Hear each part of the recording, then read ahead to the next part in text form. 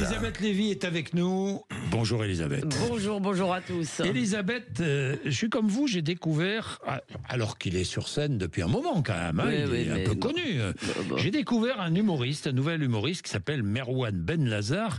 Il était sur France 5 vendredi pour sa première, dans l'émission C'est à vous, et il déclenche la polémique. Oui, alors vous savez, c'était l'émission du duo, peut-on dire, Anne-Elisabeth Lemoine, Patrick Cohen, et c'est une émission résistante. On peut dire qu'on est contre l'extrême droite, on est pour MeToo. Je pourrais vous faire la liste de ce qu'on pense dans cette émission. Alors arrive donc un balourd, pas antipathique au demeurant, en accoutrement, salafiste, bonnet et barbe.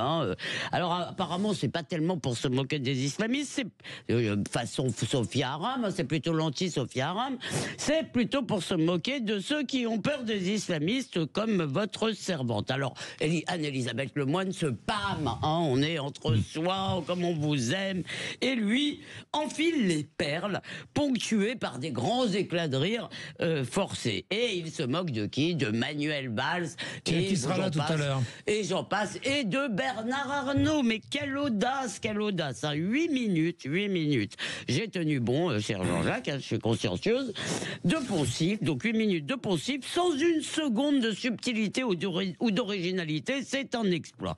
Mais ce n'est pas la chronique en tant que telle qui fait le scandale, ce sont les tweets de l'humoriste exhumés par l'avocate Lara Fatimi, qui travaille avec, je confonds les prénoms, Thibaut de Montbrial, pardon.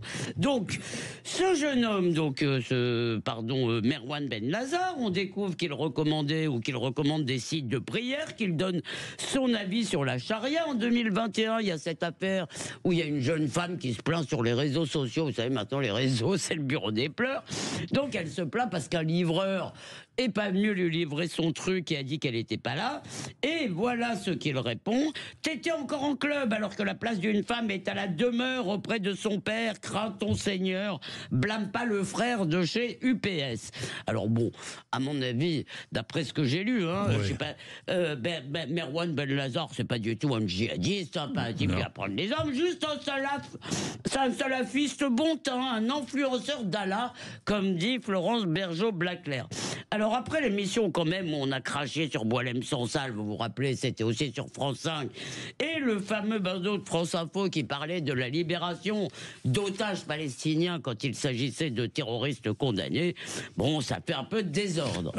Est-ce que vous voulez dire que France TV favorise l'entrisme islamiste? Non. Alors non, je vais quand même d'abord être honnête et être gentil. Évidemment pas, parce que répétons qu'à part sa nullité, ce qui n'est pas rien, et le fait qu'elle passe par rire, ce qui n'est pas rien, il n'y a rien à reprocher vraiment à la chronique, elle est juste bête, franchement. Et en plus, si Delphine Ernotte, que j'ai rencontrée, a quelques petites faiblesses, quelques parfois woke, eh bien c'est sur le terrain du féminisme. Ni elle ni son équipe n'ont pas la moindre complaisance pour l'islam radical et l'antisémitisme. D'ailleurs, je ne suis pas sûr que la carrière de M. Benlazar sur la 5 soit promise à un brillant avenir. Le problème, en réalité, il y a plusieurs problèmes. D'abord, c'est l'idéologie spontanée qu'il y a dans les rédactions, pour l'information, de France Télévisions, et de certaines émissions, en particulier celles qui sont gérées par des productions extérieures, qui semblent faire absolument ce qu'elles veulent. Alors, c'est la série des C'est à vous, c'est ceci, c'est cela.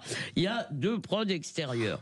Et c'est l'argent du contribuable, donc ça traduit au moins un fâcheux défaut de contrôle de la part de la présidence, en fait, qui découvre en général ces genres de choses avec nous. Mais le vrai scandale, ce n'est pas ce nigo, qui soit salafiste ou pas, c'est la préférence idéologique générale et spontanée du service public. On a l'impression que souvent que le progressisme y est une vérité, le conservatisme une regrettable hérésie qu'il faudrait éradiquer. Ainsi, quand on veut recruter un humoriste, qu'est-ce qu'on fait? On va le chercher sur France Inter, comme ça on est sûr qu'il pensera exactement la même chose que tous les autres intervenants. Vous savez, ils pensent tous pareil, ils rient tous des mêmes choses. Bernard Arnault, c'est tellement drôle. Alors que certaines opinions jouent à domicile, ça ne veut pas dire qu'ils n'invitent pas les autres, bien sûr. C'est problématique en soi, mais le pire, c'est que ces opinions sont à l'exact opposé des opinions de la majorité des Français. Et un jour, tous ces Français vont en avoir marre de payer une télévision publique pour se faire insulter.